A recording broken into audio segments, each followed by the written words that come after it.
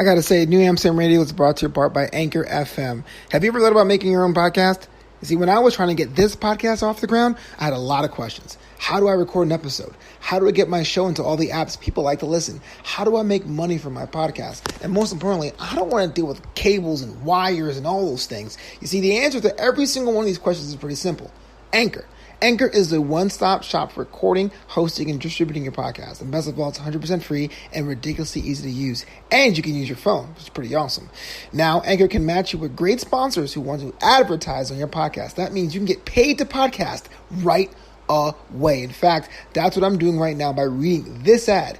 So if you ever wanted to start a podcast and make money doing it, go to anchor.fm/start. That's anchor.fm/start to join me and the diverse community of podcasters already using Anchor. That's anchor.fm/start. I can't wait to hear your podcast.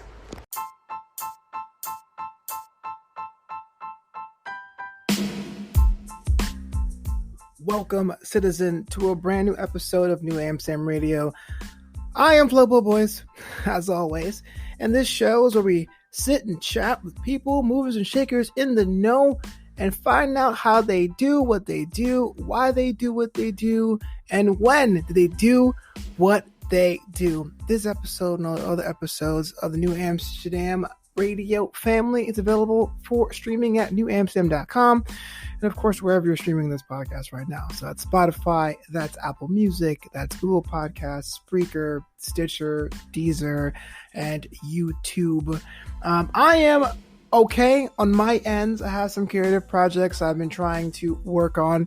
For those of you who follow me personally, over at Flobo Boys on Twitter, or at Flobito on Instagram, or at Flobo Boys on Instagram as well, you'll notice that this summer, this quarantine, the spring into summer, this combined season, I've been trying my hand at a couple of new things. Hopefully they work out for me as a creator. I just figured I would give you a little insight to what I'm working on. But if you want to hear more about that, make sure you check out the Patreon, patreon.com/FloboBoys. Join the Boisterous crew and get exclusive access to bonus content. Now, today's guest is Gary Alvarez, an individual that I went to film school with many, many moons ago. He was a student of the cinematic craft like myself, but over time, I realized he also dabbles in a lot of things. He is a DJ, he is an educator, he is a filmmaker, and understands how we can navigate all of those spaces, which is why we call today's episode Espacio.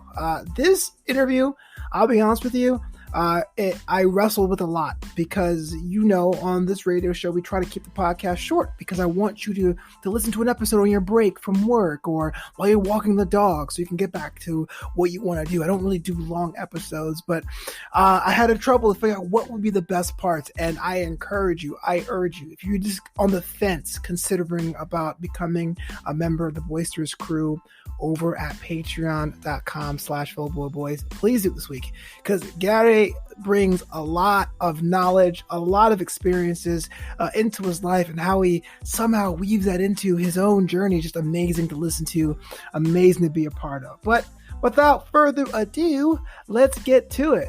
Gary Alvarez, right here on New Amsterdam Radio. Welcome back to New Amsterdam Radio, the podcast for creatives. You see, it's your boy Flobo, just sitting here rapping, hanging out with one of the more creative creators I've ever met. This guy reminds me of like my innermost thoughts because he's always thinking about something cool. If dreams were colored, this guy is a kaleidoscope. I want to give my man Gary Alvarez. How you doing, sir? I'm doing great. Thank you, brother. How are you? I'm good, man. How was the intro? The intro okay? I was trying to work on that. Like, how would I describe what you are in your essence, I thought it was very poetic. You do so much because we met in film school as a filmmaker, but like you're also an educator now. If you were at a party, man, how would you describe what you do to someone who's uninitiated to your brand? Wow, I hadn't thought about it as a brand. I'm still kind of getting used to that aspect of the work that I do. But I think just to put it simply, I would say I would describe myself as an independent filmmaker / educator. I started off as a teacher many, many years ago, and I ended up transitioning into a career in filmmaking in my mid-20s. And after film school, where you and I met, my path took me back to teaching. Although the second time around, I'm teaching film production now. Whereas when I first started, I was teaching world history. Oh, really? I didn't know that. Like, Yeah, what man. made you decide to try the teaching film? I know they say that you can work on your craft, and once you have that base of world history, you can always go back to that. But you decided to transition your educating journey to film. What was the decision for that? It's funny you say that because when I tell people that I was teaching history before film school, and they think that it's such a huge leap. But if you think about history as one long story, and filmmaking as telling stories with pictures, the leap isn't, the gap isn't as wide. For me, it just felt like a natural progression. I remember when I was a kid, I would be in social studies class and reading about world civilizations, and I would finish my work and I would just flip through it, and I was just drawn to history, and that's what I decided to study as an undergrad. Although at the time I had no intention of ever coming back to LA, so that Right. part was just life throwing a curveball at me. It's funny And how life does that. yep, yep, and I remember teaching for a few years, and I had always been writing. And as a matter of fact, I took a road trip. I hitchhiked from Mexico all the way from the West Coast to the East Coast. And my plan was to write a manuscript for a novel.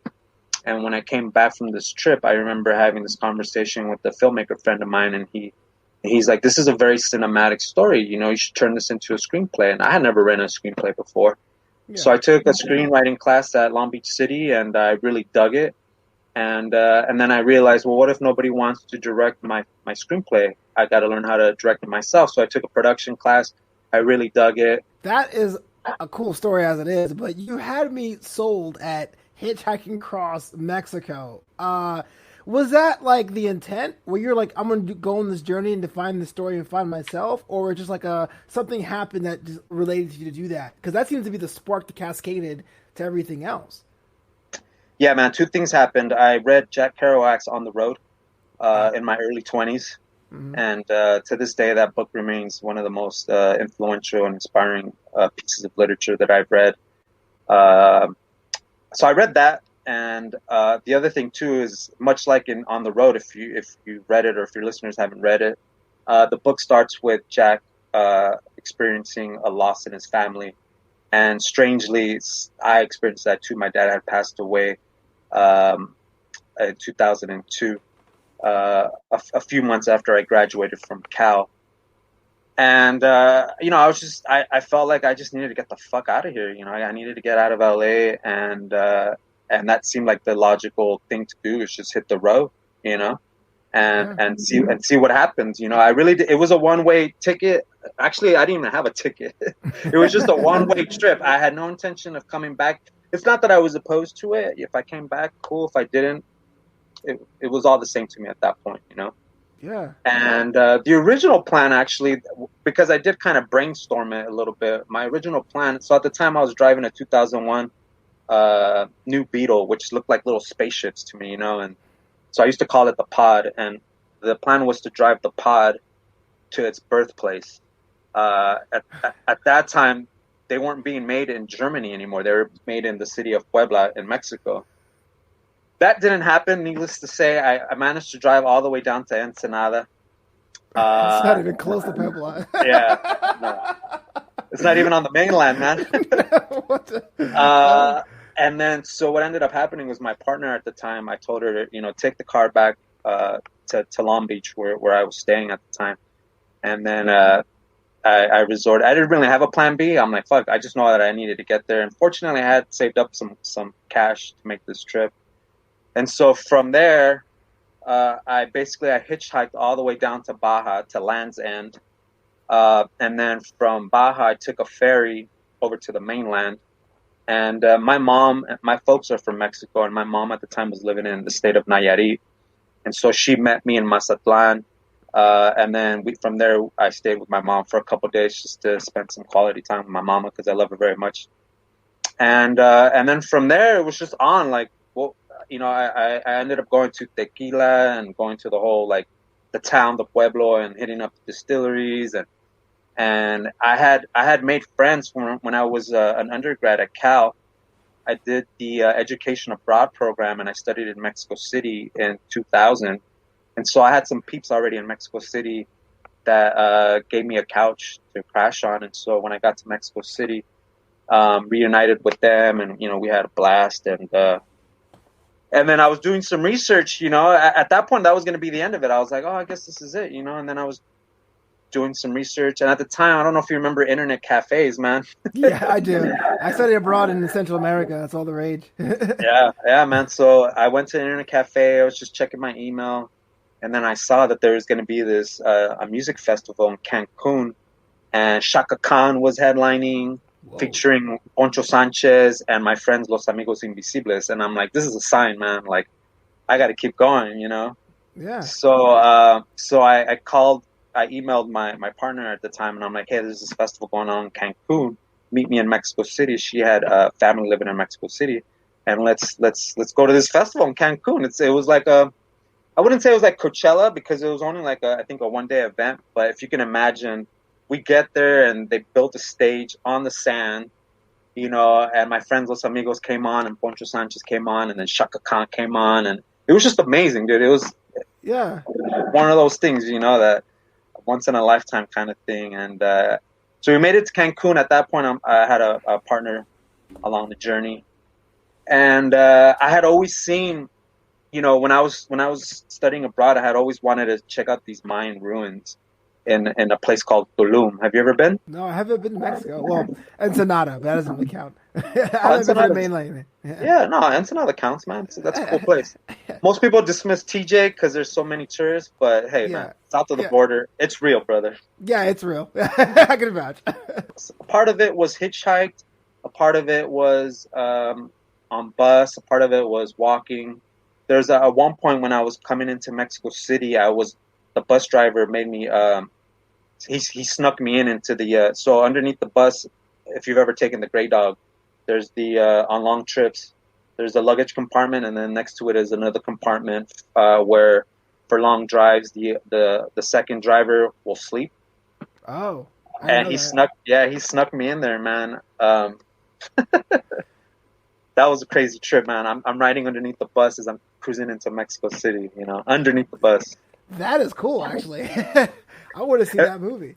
It wasn't by choice, man. I ended up catching the bus at a crossroads, literally a crossroads in Mexico. They call it the crucero. So my mom lives in a small little town, and we don't have like a proper bus terminal.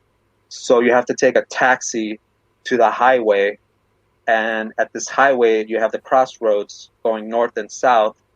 The bus is going north from Mexico City to Tijuana, and then going south from Tijuana to Mexico City. So I get there, and this bus is like they have classes of buses. They have the lower class, middle class, upper class. This just happened to be an upper class one that I got.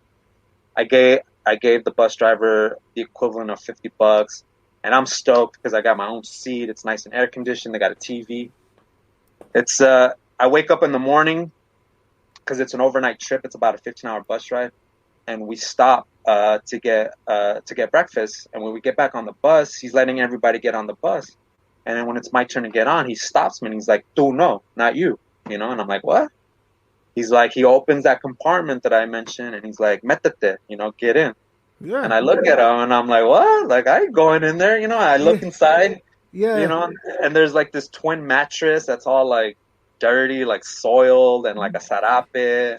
Yeah. And he just looks at me and he's like, "Hey, you want to get to Mexico City or not?" And I look around, I'm like, "Where am I?" I'm like, "All right, man, fuck it." Yeah.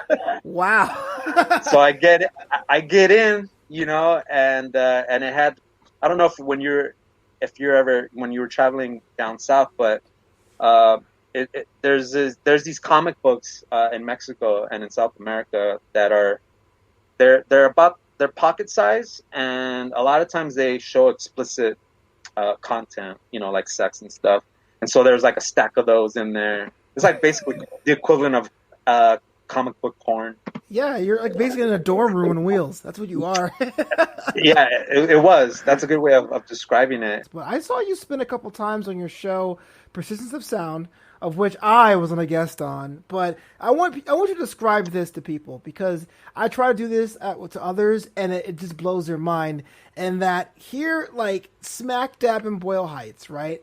One of the most like culturally awesome parts of town, but it's like fighting off gentrification. Gary Alvarez has a show, like almost like in the movie Do the Right Thing, where it's like on the street side where you're mixing and talking about music every week. Like, walk me through Persistence of Sound. Like, what does that mean? How did you get the gig, and how did it evolve? Yeah, man. Well, first of all, thank you for coming on the show. I remember I reached out to you, I think, during our first year. We just celebrated our 4-year anniversary. I think. Was it 16? Damn, that's crazy. Yeah. We're up to like 180 something. We just celebrated our 4-year anniversary in February. Thank you, brother. And you were actually our MC. My penultimate gig this year. And you did an awesome job. And thank you for that again. The way it came about was kind of like many things in my life, man. A little bit of being at the right place at the right time. So, as you mentioned, the show itself is part of the Radio Espacio network. And Radio Espacio itself is a little radio station, internet radio station, that's run out of a place called Espacio 1839, which literally translates to Space 1839. And it's this little boutique / gallery / little marketplace right in the heart of Boyle Heights, which is a home away from home for me. I'm not originally from Boyle Heights, but I'm grateful to be a part of that community. And one day I was working on a documentary project for this organization called the East LA Community Corporation. I was shooting a promo for their 20th anniversary, and I was just scouting locations in the neighborhood because their headquarters is right around the corner. And I remember walking by the sidewalk, and there was a sandwich board that said vinyl and an arrow pointing inside. And whenever I see that, man, like trap, man, it's a trap. It's a trap, but I just like I zero in, you know, and then I'm on a mission, and then I just get sidetracked. So I go in, and sure enough, at that time they had just opened that particular location. So there's a lot of white walls, but they did have some merch. And what caught my attention was a lot of the stuff that they slang. There is art and T-shirts and jewelry that are designed and handmade by local artists and vendors. And that straight away just caught my attention. And I got into this and then obviously I saw the vinyl too, and I flipped through it. It was a little overpriced, so I didn't end up buying anything. But I was able to start a conversation with Nico, who was running it at the time and still is running it, and just started asking him all these questions. And I saw that they had this glass partition, and on the other side of this glass partition were some 1200s. And that is like another sign for me. It's like they were just like glowing, you know, like. Right. So I hit him up. I'm like, what do you got those 1200s there for? And he's like, oh, we have a little radio station here. At the time, it was called Radio Sombra. It was under a different. That's what I called it when I was there. Yeah.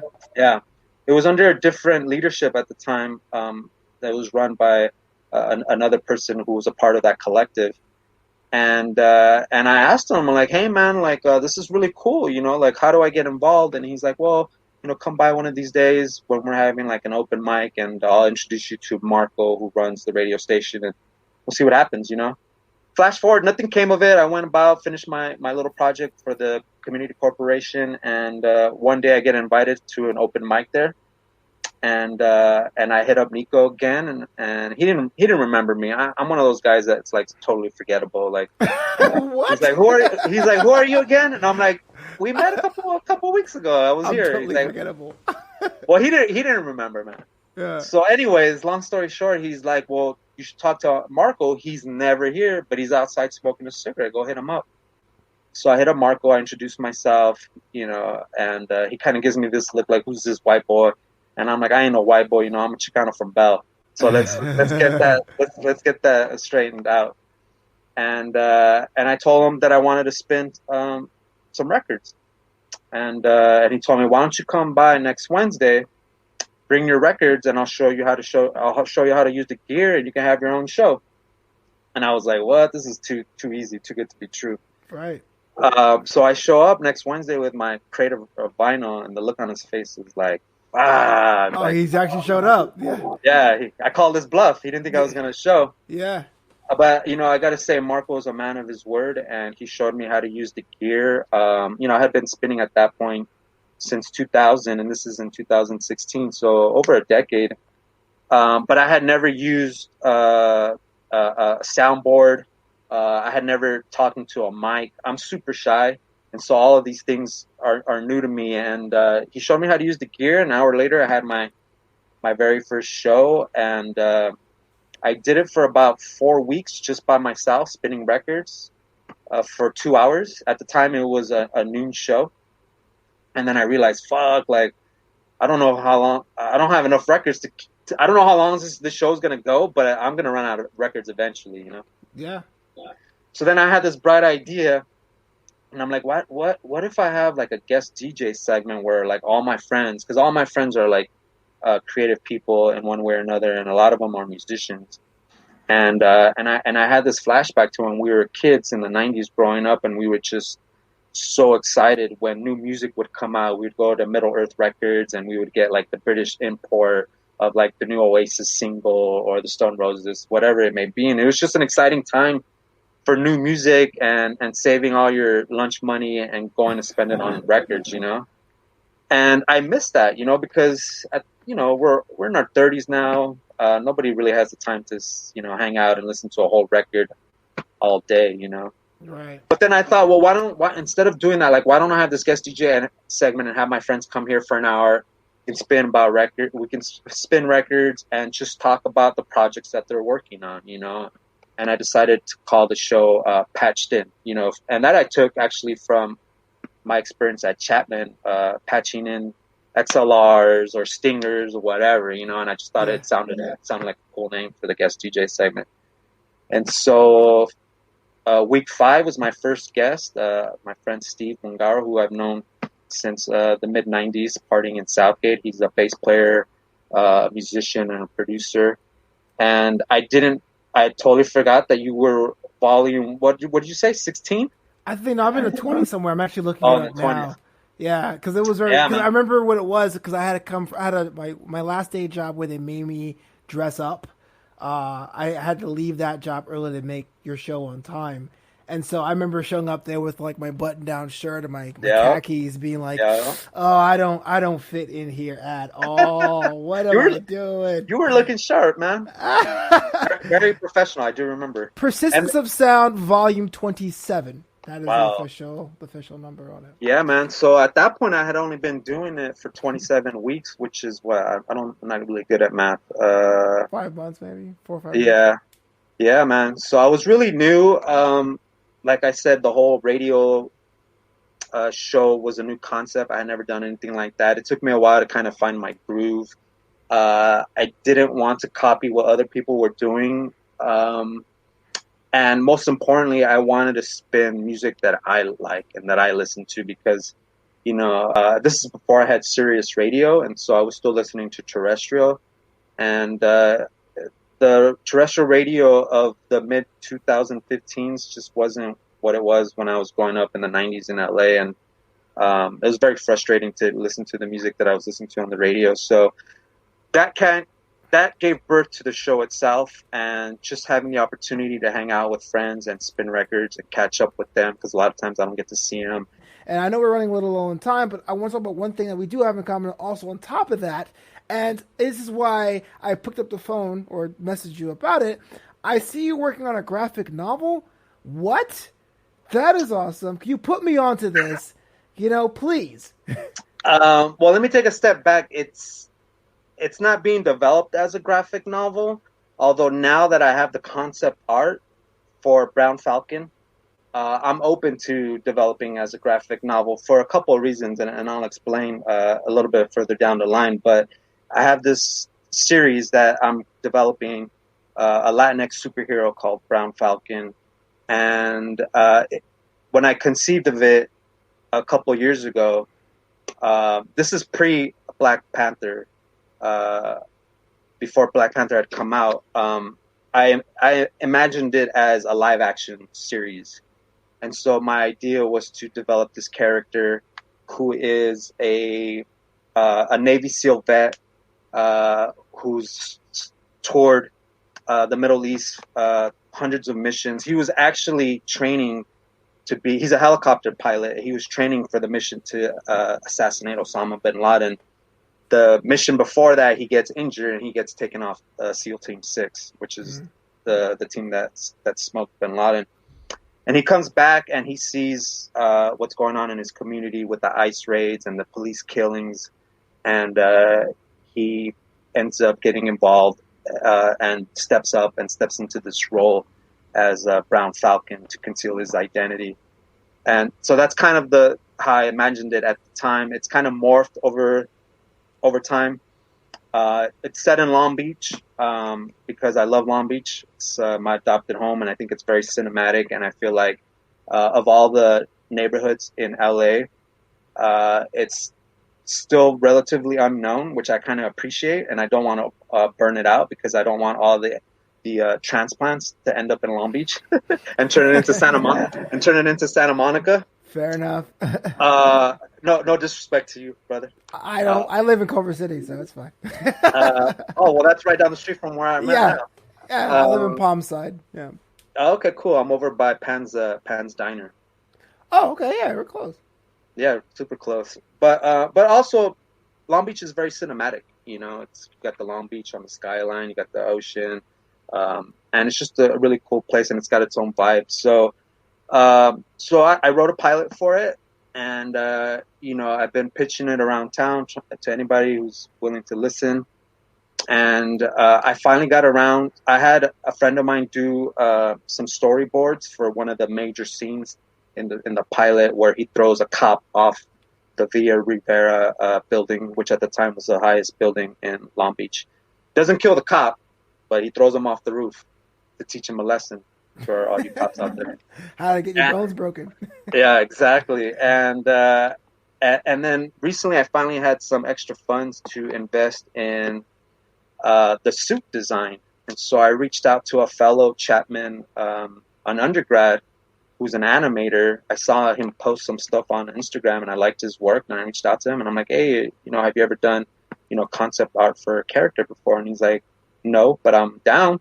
And I'm like, all right, let's try it, And so over the last couple of months, we've just been developing the suit. And basically what I told him is I wanted to create. You ever been into a carniceria where they have the calendar and it's got the Aztec warrior and he's holding the Aztec princess in his arms? She's dying. Yeah. A pose like that, but sure.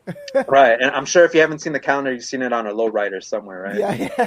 Yeah. So I wanted the Aztec warrior concept, but I wanted it to be as if we were living in the world of Tron, because I wanted it to exist in present day. And so the idea was the Aztec spirit, warrior spirit, with 21st century military grade technology, because he has access to that kind of gear. And so what you saw, the image that you're referring to, is the work that came out of our collaboration. And recently I've been having a lot of general meetings with some showrunners and some execs, and kind of testing the waters to see, because we don't know what's going to happen. I mean, nobody's shooting anything. So, after seeing, when I first posted that image, people thought that it was an animated show, or that it was a comic book. And so that kind of gave me the idea of like, I'm open to that, since, an animated series, we don't need physical production. It seems like it's a lot easier. And also, I'm a fan of Batman comic books, so I figured maybe I can at least do a pilot in the form of a graphic novel and have that as IP to pitch around. Sure. So if you know of any down-ass comic book artists, send them my way. I reached out to one on Facebook and he hasn't responded, and so I'm gonna keep trying. But ideally, I would like to see it as a live action. I just want to say thank you, man, for coming on the show. New Amsterdam Radio, the podcast for creatives. Oh shit, are we done? We are done, baby. We made it. Damn. Yeah, it was Time went by quick. easy peasy. Yo, do me the world a favor though. If they want to like look at what you're working on, they want to follow you on social media. How can they get in touch with you? So you can find me at Gary Alvarez Castañeda. That's my Instagram handle. I post on there pretty regularly. If you want to listen to past shows of Persistence of Sound, we do have a Mixcloud archive. All 180 plus volumes are there going back to February of 2016. You can find Flobo's episode on there. What number was it? 27. So you can go onto Mixcloud. We also have a Persistence of Sound Facebook page that because of the lockdown, and because I don't have a weekly live show, what I've been doing is what I call the Persistence of Sound Lockdown series. And every Wednesday, which is when my show would normally air, I drop a 13-song set. It's a mix of new releases mixed in with some classics, mixed in with some of the jams that I like to listen to for people who are interested and who are looking for new music. Here's another alternative for you guys to listen to. And other than that, I'm starting to use Twitter more because it seems to get a lot of traction. I don't know what your thoughts are about Twitter. I'm kind of a newcomer to it. I use it for different aspects of my strategy. Like Instagram is more for like photos of me doing crazy things and all the important stuff. But like when I'm live watching a TV show, or if I want to try new jokes or material, it's better to do on Twitter. So I will say this, one of the reasons why I've been using it is I'm in a writers group now, and we put out a call on Twitter to meet with writers and showrunners and executives. And so far, since that went out, we've met with like over a dozen. Whoa. And so if you're a filmmaker or writer out there, looking to connect, just put something out there on Twitter, and surprisingly, you will get a response. And so a little insider tip for you and your peeps. Dang, all right. I'll be famous now. Hey, are you still doing sound design at all? No, man, I haven't sound designed a thing in a long time. I think I will do things a little bit here and there for my own personal projects, but as far as that being a gig, I moved on. Yeah. All right. Well, we'll have to have another discussion. Yeah. Well, I don't know, man. When I have my show again, I'll have you come back. Yeah, exactly. I don't know. I might get sucked back in there because I'm doing so many of these podcasts now. Like I think I have 7 shows now, that it might get pulled back into doing sound design, editing all over again. It's for my own stuff. So who knows? Right on, brother. Yeah, well, man. Thanks again, man. I appreciate you inviting me and reaching out. I would like to plug one thing really quick. So I was invited to host a cafecito with the Cal Alumni Association.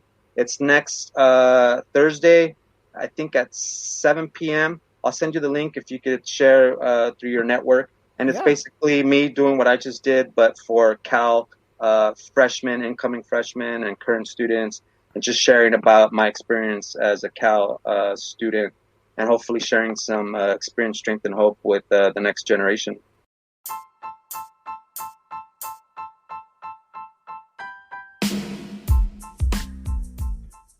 And I meant what I said. We were just getting started. Make sure you check out the Patreon, patreon.com/FlowBoyBoys for the interview in its entirety with Gary Alvarez.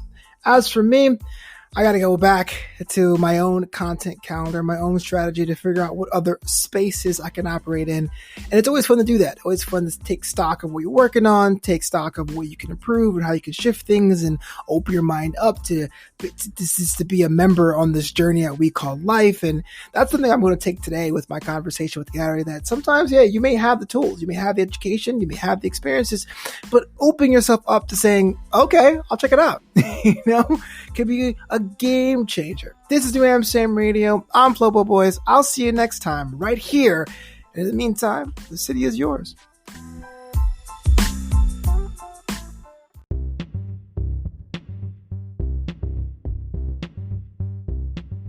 Hey there, citizens. Flobo here. Besides being a DJ, MC and all around nice guy. I am a stand-up comedian first and foremost. In fact, my album, American for Now, is available wherever you get your music. We're talking Apple Music, we're talking iTunes, we're talking Spotify. American for Now is just a crazy take about one person's first-generation experience being in this country when it comes to taking your mom out to Memphis or serving jury duty and much, much more. The album was called American for Now, and it's by me, Flobo Boys. Comedy Unfiltered.